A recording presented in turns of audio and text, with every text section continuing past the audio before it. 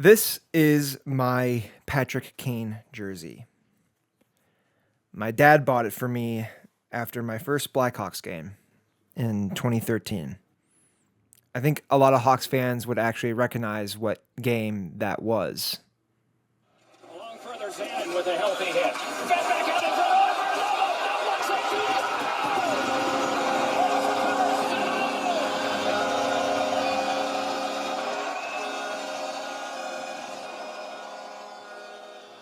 It was my first jersey, and it was my only jersey for, what felt like almost 10 years. It has all the blemishes you could possibly think of. It's got rips, the nameplate is a little yellow, it's peeling in some areas, it's wrinkled, it's just been worn to death. It has all the signs of love you could possibly look for in a jersey. And sitting here right now and talking about it, it's just amazing that it has relevance again. This morning, it was made official that the Blackhawks have signed Patrick Kane to a 2-year deal worth $8 million a year. Now, for the last few weeks, that is all Hawks fans have been wanting to talk about is what's going to happen to Patrick Kane. Is he going to go to Buffalo? Is he going to come to Chicago? What does the future look like for Patrick Kane? And the answer is finally here, and Blackhawks fans are rejoicing. It honestly doesn't feel real to say it out loud and to acknowledge. My perspective ever since he left Chicago was he wasn't going to come back and he was going to finish in Detroit. But nope, they got it done. He is here for 2 more years. So let's talk about it. Now, the conversation that's been happening all over Twitter is that this is a tremendous overpay from the Blackhawks. I think it is reasonable to admit that there is some truth to that. Patrick Kane is currently 37 years old, and when this contract is up, he will be 39 years old, and he is making the same amount of money, AAV, as Jack Hughes. And it's important to note that Patrick Kane's last 3 contracts were all 1-year deals, all below $5 million, with the lowest being $2.75 million. This contract, by the way, also involves a no-trade clause, just throwing that out there. Considering his performance the last few years, I guess, yes, you could say it's an overpay. Last year was actually pretty good, 57 points and 67. I think it's actually a pretty good performance for someone his age. But with this new cap era that's going on, it's honestly nothing has surprised me anymore. With the contracts that have been signed the last few months, it's been absolutely insane. So my reaction was like, yeah, I guess so. Yeah. But looking at the contract, it seems like, and from what I've heard, in Twitter space, is that Patrick Kane was looking for a 2-year deal compared to 1. And it seems like Buffalo was trying to give him that 1-year deal, and he was looking for more longevity in his contract. And I like to think that the $8 million has to be some form of compensation to come play in Chicago, which, now the expectation is that the Blackhawks probably won't make the playoffs this year. Rather, if he went to Buffalo, there would be a much more, significant chance of them seeing some sort of competitiveness.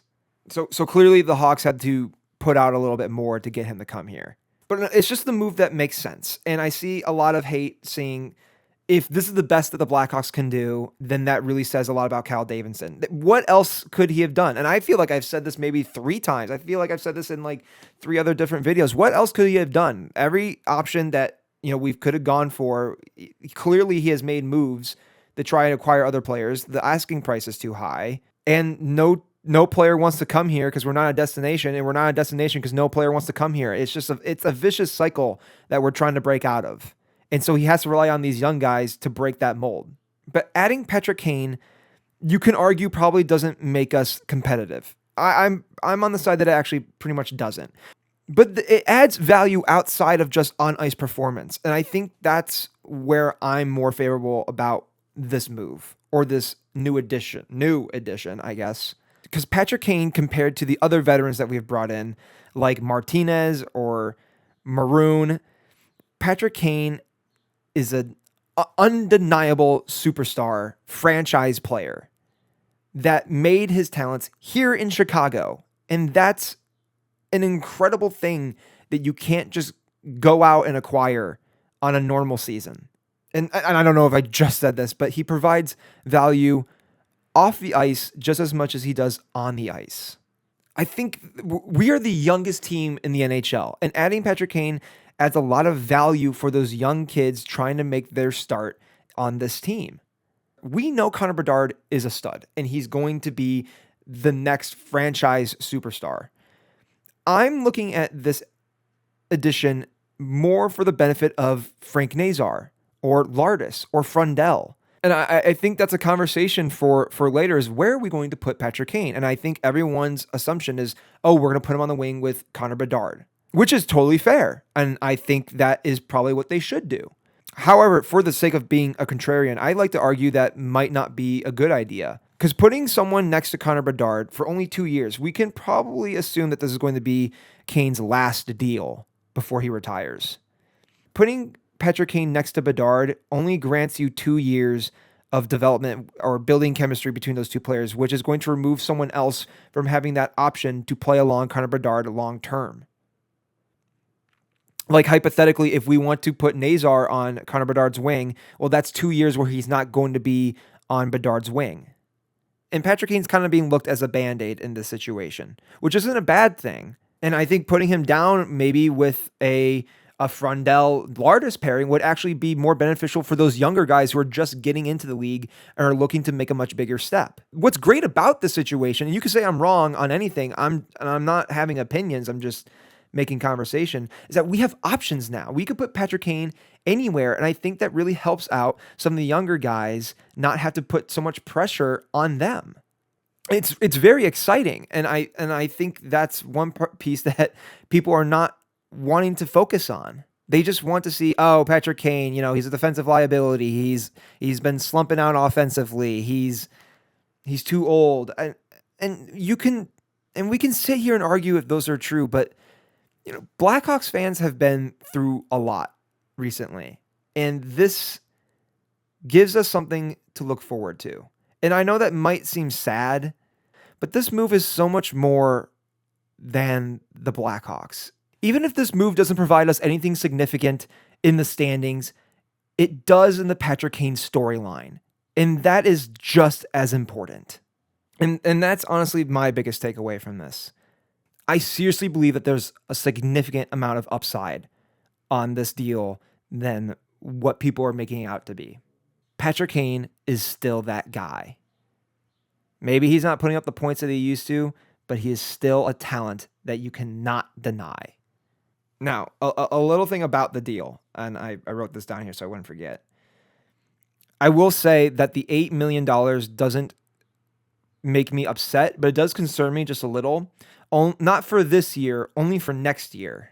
Because at the end of this year, there's a few players who are moving off of their ELCs that are going to be needing contracts at the end of this year. Levshinov, Renzel, Moore, and Green are the key four that when I was looking at the contracts for the Hawks, those are the key four that I see, those are players we probably want to keep around.